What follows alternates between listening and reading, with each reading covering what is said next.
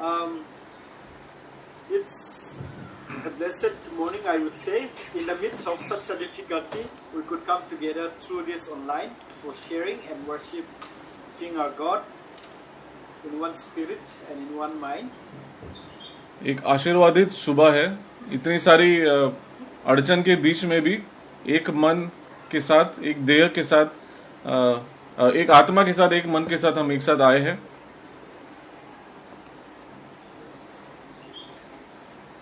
When we are looking the situation that we are facing at this present, जब हम देखते हैं हम किस स्थिति से गुजर रहे हैं वर्तमान में, as we are all aware, there are many narratives, many theories that are surrounding around us. बहुत सारी चीजें सुनने में आती है हमें। But for me, as a Christian in the Church of God, we are not to be bothered so much on this issue. लेकिन एक क्रिस्ती होने के नाते परमेश्वर की दृष्टिकोण से हमें ये इतना भयभीत, इतना घबरा देने वाली बात नहीं है। But today morning I would like to encourage one another, including me, that we are a journer, a sojourner, a traveler in this world. कि आज सुबह मैं हम सबको ये बात से प्रोत्साहित करना चाहूँगा कि हम एक प्रवासी है इस दुनिया में, एक यहाँ से गुजरने वाले जैसे होते हैं लोग, पैसेंजर जैसे होते हैं, वैसे है इस दुनिया में। To remind ourselves that this world is nothing but just a temporary tent for us. ये चीज़ की याद दिलाना चाहूँगा कि ये दुनिया हमारे लिए एक थोड़े समय तक दिया हुआ घर जैसा मान लो है, एक झोपड़ा जैसा होता है वैसा है। The temporality of the world that we are living in and the swift and fast changing of the world. जो थोड़े समय के लिए ये दुनिया है और जिस बखूबी से जिस गति से ये दुनिया बदल रही है, Remind us once again that we will not be here for long. इससे हमें ये पता चलता है कि हम यहाँ ज्यादा समय तक नहीं रुकने वाले। But the good news for Christian is that we are leaving this place soon and going to a better place, a better homeland. लेकिन क्रिस्ती जनों के लिए यह सुसंदेश है कि ऐसी जो टेम्पररी जगह है उसको छोड़कर हम एक अच्छी और एक बेहतर जिसको घर कहेंगे हम, ऐसी जगह जाने वाले हैं। For today's sharing, I would like to base my sharing on Hebrew chapter 11 verse 13 on 1 to 16. हिब्रानियों की किताब में आ जाएंगे आज के संदेश के लिए। 11 अध्याय, हिब्रानियों की किताब 11 अध्याय 1 से 16। So let me read it out for the convenience of us all. Hebrew chapter 11 verse 13 on 1 to verse 16. I am reading from verse 13. These all died in faith, not having received the things promised, but having seen them and greeted them from afar, and having acknowledged that they were strangers and exiles on the earth. For people who speak thus make it clear that they are seeking a homeland. If they had been thinking of the land from which they had gone, they would have had opportunity to return. But as it is, they desire a better country that is a heavenly one. Therefore God is not ashamed to be called their God, for He has prepared for them a city. Yeah, if you, Brother Dawar, if you might read or translate it Yeah. in Hindi.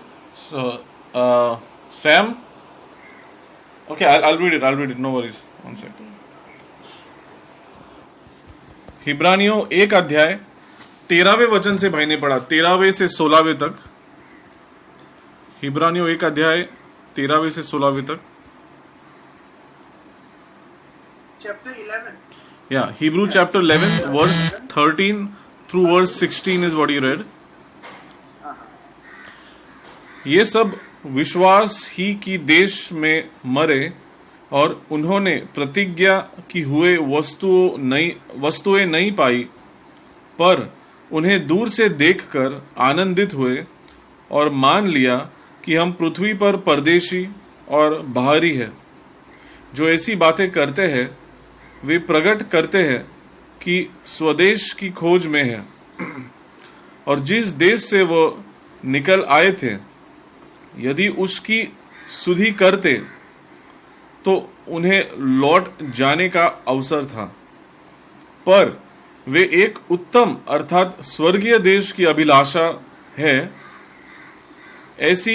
इसीलिए परमेश्वर उनका परमेश्वर कहलाने में उनसे नहीं लज्जाता, क्योंकि उसने उनके लिए एक नगर तैयार किया है। So here in these verses that we read about, Hebrew chapter 11 is the whole chapter of Hebrew chapter 11, as we all know, are speaking about those people who have completed their journey in the faith. Hebrew 11 जो पाठ है, जो वहाँ पे ऐसे लोगों के बारे में कहा गया है जिन्होंने अपने जीवन का विश्वास कार्य जो है या उसका जीवन काल जो उनका है वो विश्वास में दृढ़ रहकर उन्होंने पूरा किया है। Let's talk about the faith of Abraham, let's talk about the faith of Moses, let's talk about the faith of Sarah, and let's talk about the faith of Rahab, and all those people who have been enduring through difficulties when they are traveling through this temporary world. Abraham, Isaac, सारा, रहab, इस सब लोगों ने जब जो परिश्रम जो कठिनाई अपने जीवन में देखी, जब वो यहाँ से गुजर रहे थे इस जिंदगी से, उसके बारे में कहता है। And these particular 3 verses that we read is a sort of a summation of their journey, why they are taking such a painful journey in this world towards a heavenly home. ये जो 3 वचन हमने पढ़े वो मान लो एक तरह से संक्षेप में बताता है कि क्यों उन्होंने वो सारे परिश्रम सहकर विश्वासी रीति से ये जो सफर था वो उन्होंने तय किया, एक बेहतर घर की ओर वो जा रहे हैं। So the world that we live, as we say, is a very fragile one. It is so fragile that one stroke of a button can destroy the complete world, the complete habitats that we are living as of now. जिस दुनिया में हम जी रहे हैं वो इतनी नाजुक है कि कोई कहाँ बैठ के किसी प्रेसिडेंट ने एक बटन दबा दिया तो पूरा मान लो साफ हो जाएगा। Or any mistake in certain place in the world or certain building or certain laboratory can endanger the whole human species and animal that live in the world, as we experience at this particular juncture. आज का वास्तवित्व या आज के वर्तमान में इतनी नाजुक जिंदगी या इतनी नाजुक दुनिया है कि इतनी नाजुक दुनिया में हम रह रहे हैं कि किसी लेबोरेटरी में कहीं कुछ गलती हो गई, कहाँ किधर कुछ किसी जगह पे गलती हो गई तो पूरी मानव जाति खत्म हो सकती है। But this altogether is not a bad news for a Christian. जब ये सब हम एक साथ देखते हैं तो एक क्रिस्ती व्यक्ति के लिए ये कोई बुरा समाचार नहीं है।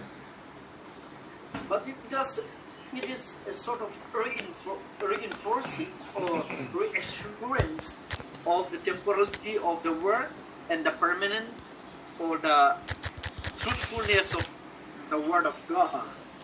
लेकिन just give me a second, I'm trying to find a good word for reinforcement. लेकिन ये चीज जब हम सोचते हैं तो फिर एक बार मजबूत कर देती है हमारा विश्वास जो परमेश्वर के वचन में होना चाहिए, जो कायमता परमेश्वर के वचन में है, परमेश्वर पे विश्वास रखने वाले लोगों में वो कायमता होनी चाहिए उस पर। It is the evidence that this world will not be permanently sustained, but it will surely come into end. ये एक मान लो सबूत है एक रीति से कि ये जो दुनिया है आज की वर्तमान, वो कभी तो खत्म होने वाली है, ये हमेशा के लिए यहाँ नहीं रहने वाली।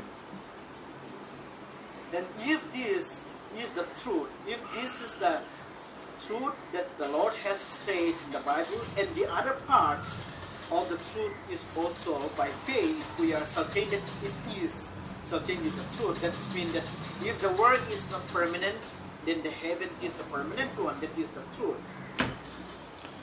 और अगर हमें ये समझ में आ रहा है कि जो विश्व है आज का, जो दुनिया है आज की, वो थोड़े समय के लिए है, वो कायम स्वरूपी नहीं है, तो हमें ये भी समझना है कि जो स्वर्ग है वो कायम स्वरूपी है, वो थोड़े समय के लिए यहाँ है, ऐसा नहीं है।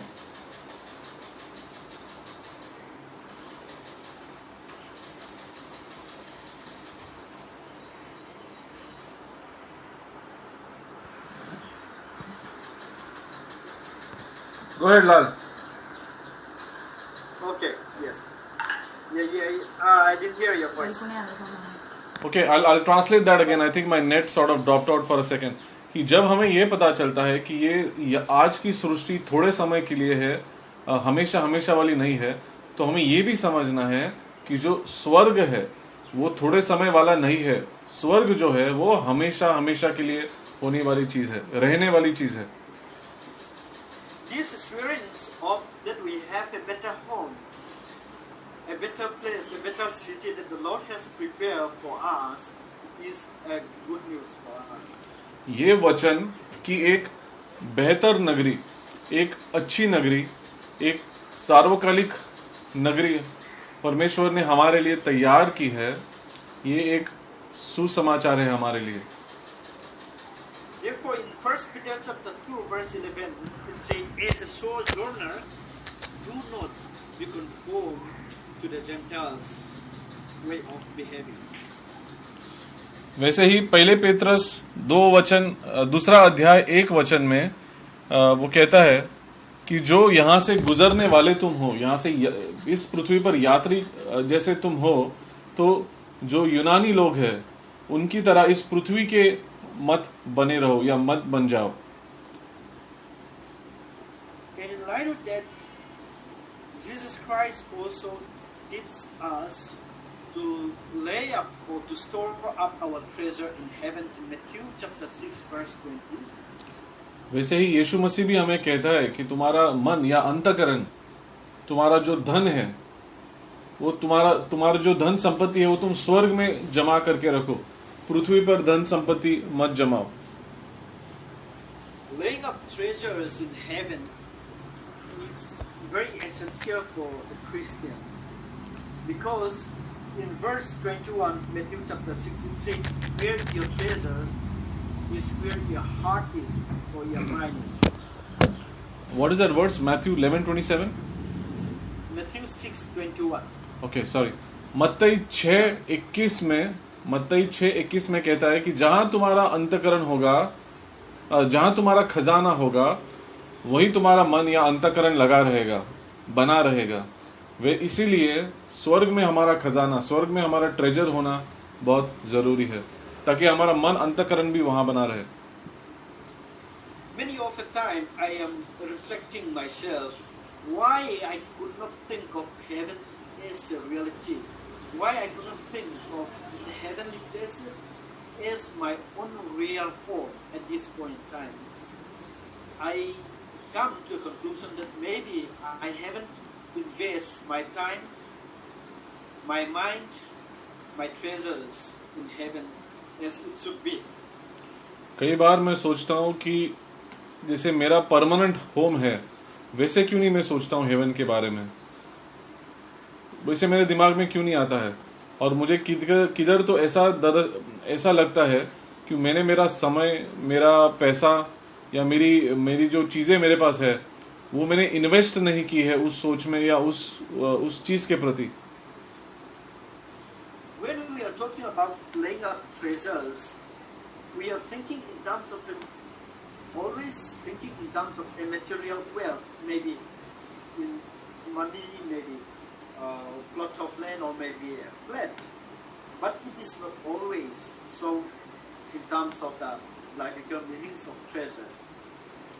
जब भी हम खजाना की बात करते हैं तो हमारे मन में शायद हमारा पैसा, हमारी प्रॉपर्टी, ऐसी चीज़ें आती है। लेकिन जो स्वर्ग में खजीना बनाना है उसका अर्थ ऐसा नहीं होता है जिस खजीना का अर्थ हम पृथ्वी के दृष्टिकोण से करते हैं या लगाते हैं। If you have Luke chapter 11 is one that always remind us how does the early believers invest or laid up their treasure in heaven. Hebrew 11 जब हम पढ़ते हैं, हिब्रानियों 11, तो हमें पता चलता है कि जो पहले के लोग थे उन्होंने अपना अंतःकरण या अपना खजीना स्वर्ग में कैसा जमाया। Abraham is supposedly a very rich person. Ibrahim वहाँ का एक रईस आदमी था उनके समय का। We read in Genesis how the numbers of sheep and flocks, other animals that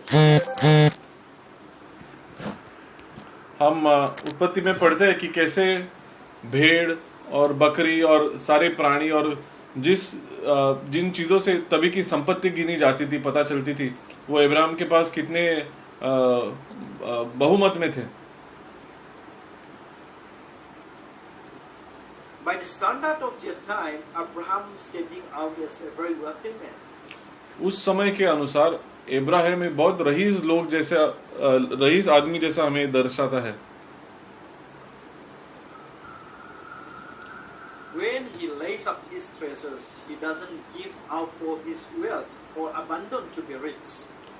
जब वो अपना अंतःकरण, अपना खजीना जो स्वर्ग, उसका खजीना जो स्वर्ग में है, जब वो वहां जमा रहा है, तब गौर कीजिए कि वो अपने पास की संपत्ति ही दे रहा है, ऐसा नहीं है। But what he did is he trusts God with all his heart, with all his mind. लेकिन उसने क्या किया स्वर्ग में संपत्ति जमाने के लिए कि पूरे मन से, पूरे अंतःकरण से परमेश्वर पर विश्वास किया। Even to the point of sacrificing his son. इस समय तक भी कि उसे अपनी बेटे का बलिदान देना पड़े, तब भी वो तैयार था। And if you look at the life of Noah, in Genesis chapter 6, we read that Noah did as he was told by God. So, Noah also laid up his treasures in heaven by doing exactly what God commanded him to do. वैसे ही नोहा ने भी उत्पत्ति 6 में जब हम पढ़ते हैं कि जैसे परमेश्वर ने कहा था बखूबी वैसा ही उसने वो चीज की, और ये एक रीति से स्वर्ग में संपत्ति जमाने जैसे था, क्योंकि पूरे अंतःकरण से वो कर रहा था। When we are just simply saying doing the work of God or obeying God, it's just sound a simple plain of words. जब हम कहते हैं कि परमेश्वर का कार्य कर रहे हैं या उसके आज्ञा का पालन कर रहे हैं, तो बहुत सामान्य जिसे सुनने में आता है ये शब्द। But when Jesus put it in the way of the greatest commandment, it gives us an understanding of what it takes to obey God, what it takes to be loving God with all our heart, with all our mind, with all our soul. लेकिन जब यीशु हमें सिखाते हैं, बताते, दर्शाते हैं कि परमेश्वर को प्रेम करना क्या होता है, पूरे अंतःकरण से, पूरे मन से, पूरे आत्मा से, पूरी शक्ति से, That basically means whatever I do to live in this world is to serve the purpose of God's creation in me. It means, in other words, to realize that God has created give me an existence into this world for a purpose. That whatever I do should reflect that purpose in this world. इसका simple भाषा में साधारण भाषा में उसका अर्थ ऐसा है कि जो भी मैं करता हूँ या जो भी हम करते हैं ये परमेश्वर के अनुसार हो या परमेश्वर के का जो कारण है मेरे लिए, जो कारण के लिए उसने मुझे दर्शाया है उसके प्रेरणा से हो, उसके अनुसार हो, उसके साथ एकजुट होकर की हुई चीज़ हो। तो मेरी हर एक करी हुई चीज़ इस दुनिया में वैसी होनी चाहिए। So, in Matthew chapter 6, I think, if I'm not mistaken, in Matthew chapter 6, when the rich young man goes to Jesus, what should I do to become a good man? ये एक अमीर मनुष्य जो युवक भी है, युवक अमीर मनुष्य, युवा अमीर मनुष्य जब यीशु के सामने जाते हैं और कहते हैं कि ऐसा क्या है जो मैं करना चाहिए ताकि मैं अच्छा इंसान बनूं। So Jesus responds to us, go and sold, because he has done every other commandment. He asked, go and sold all your belongings or all your wealth and give it to the widows and orphans. कि वो वहां कहते हैं कि जा, क्योंकि उसने सारी दूसरी आज्ञाएं पाली हुई होती है पहले ही। यीशु उसे कहते हैं कि जा और तेरा जो संपत्ति है सब बेच दे और सब जो विधवाएं है, जो गरीब है, उनमें बांट। Yes, Jesus Christ said to the young rich man, because the young rich man was in search of perfection. He pride himself in keeping all the commandments, and the only left with him was to do that thing. ये जो rice युवक था उसने सारी आज्ञाएं रखी थी लेकिन एक ही चीज नहीं रखी थी, और जो परिपूर्णता है, जो संपूर्णता है, उसकी खोज में वो था। केवल एक ही चीज बाकी थी जो उसे यीशु ने कही। So what the Lord or God want us to be in this world is not to be so much bogey or so much to be burden ourselves with these worldly material things, establish ourselves so much so that we forgot the world. कि परमेश्वर हमें कहते कि इतना भी सृष्टि के चीजों में इतना ही खुद को ये नहीं कर लो कि तुम परमेश्वर का जो काम है वो भूल जाओ।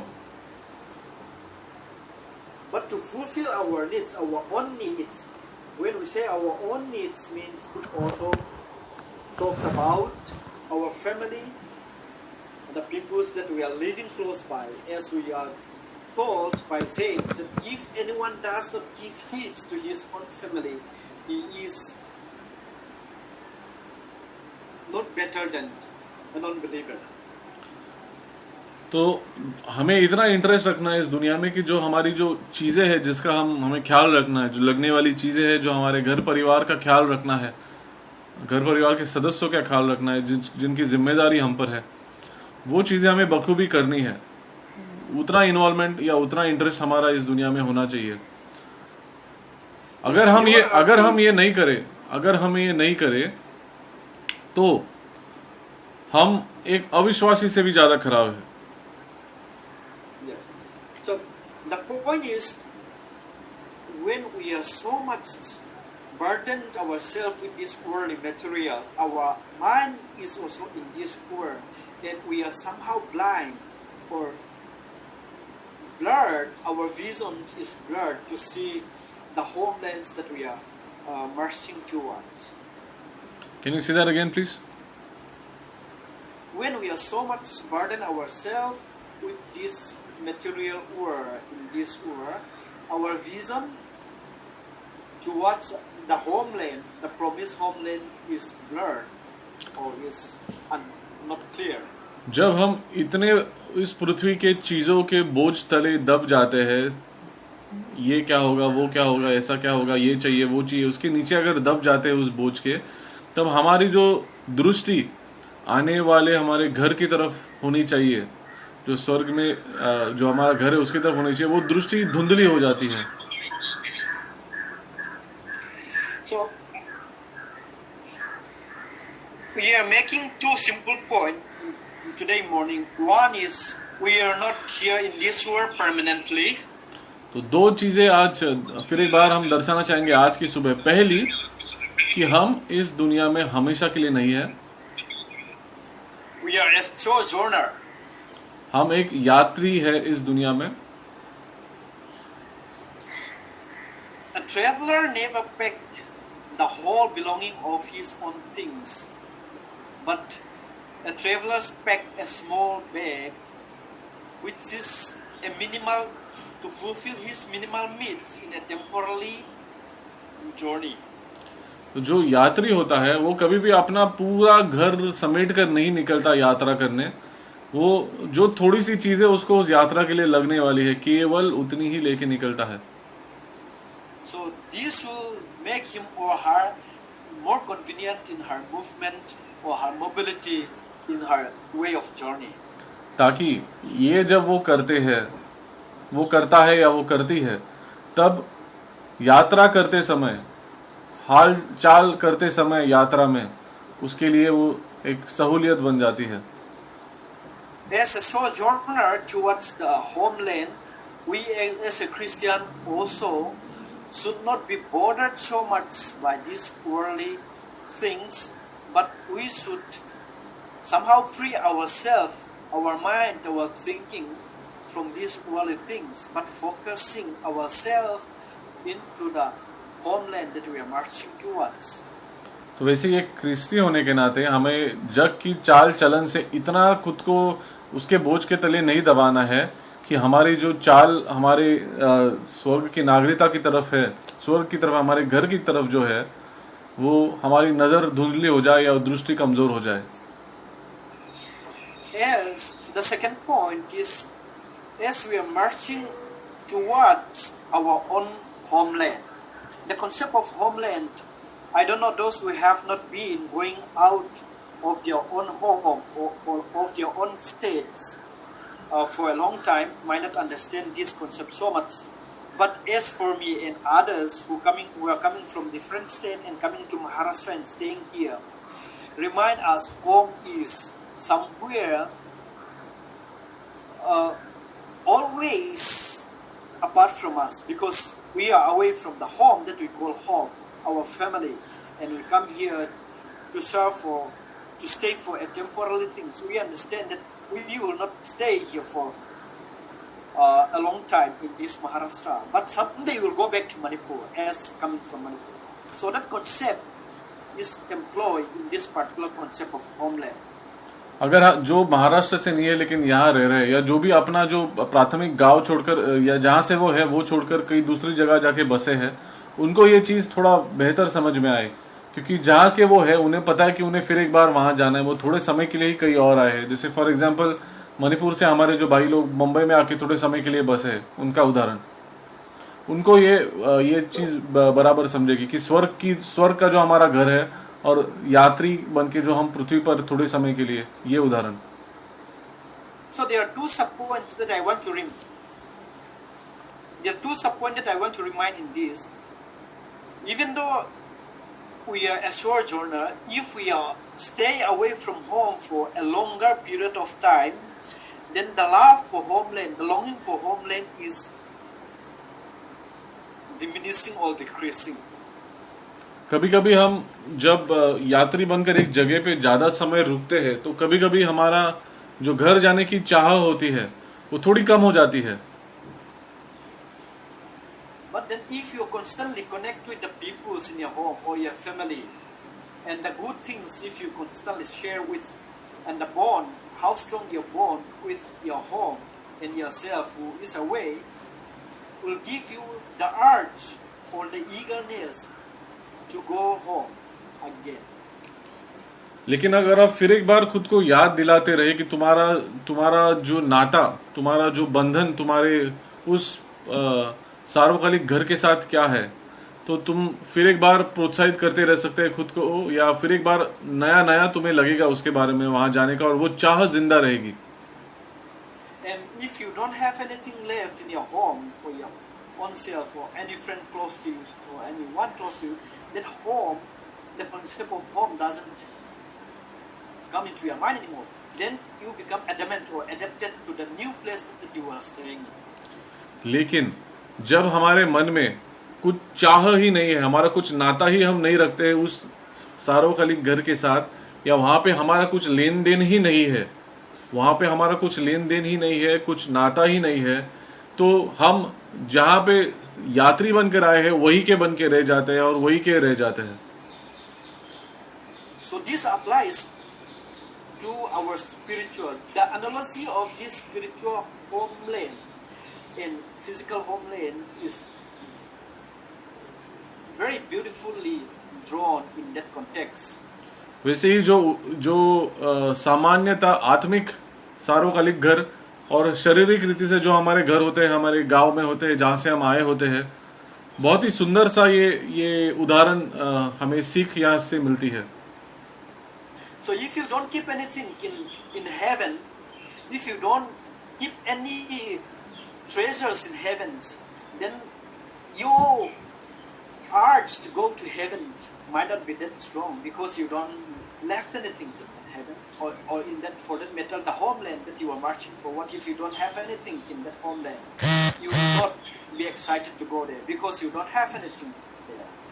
वैसे ही तो तुम्हारा सार्वकालिक घर है जो स्वर्ग है, वहां पे तुमने कुछ जमाए रखा ही नहीं है, वहां के लिए तुमने कुछ उधर कुछ नाता ही नहीं है, तुम्हारा कुछ लेन देन ही नहीं है उस जगह से, तो वहां जाने की उत्सुकता ही नहीं होगी मन में, वहां जाने की चाह ही नहीं होगी मन में, वहां जाने के लिए तुम तत्पर भी नहीं रहोगे मन में. So when Jesus said, "Lay up your treasures in heaven," he is not asking your wealth for his own or for their own, but he is asking that you laid up the treasure in heaven, that your mind can always focus in heaven.